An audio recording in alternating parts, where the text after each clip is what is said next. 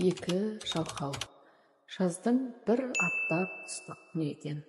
Таң сәріден шығыс жақтағы ауылдан бір батыс жақтағы ауылға қарай бір жалқау келе жатыпты. Оның белбеуінде жолда ашығып қалмау үшін анасы байлап жіберген түйіншегі бар еді. Ал нақ осы кезде оған қарама-қарсы батыстан шығысқа қарай екінші бір жалқау келе жатты. Оның басында киіз қалпақ, онысы түсіп қалмауы үшін тамағының астынан баумен байлап қойған көрінеді. Екеуі де ілби жүріп отырып бір кездерге жол ортасына жетеді. Бұл екі ауылдың тең ортасы еді. Дәл осы кезде күн де тас төбеге көтеріліп қатты ысып кетеді. Осы уақытта шығыс беттегі ауылдан шыққан жалқаудың қарны ашып, сонша көзі қарауытып кетеді. Бірақ тамақ жеу үшін түйіншекті шешіп, содан соң нанды алып, оны ауызға салу керек қой. Жалқау еріксіз ойланады.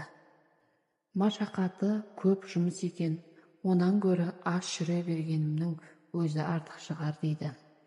Кенет өзіне қарсып, басына киіз қалпағы бар бір адамны келе жатқанын көреді. Ол аяғын санап басып зорға келеді екен. Түріне қарағанда мынау да әбден ашығып келе жатқан жан сияқты ғой деп ойлайды шығыстан келе жатқан жалқау.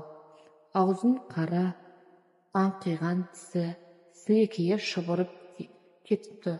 Солай ойлаған бол. Ей досым, сен ашығып келе жатқан тәріздісің. Олай болса мен нанымның жартысын берейін. Тек Тәңір жарылқасын, қол ұшыңды бер, дейді. Менің белдігімдегі түйіншектегі нанды алып, жартысын менің аузыма салшы, дейді.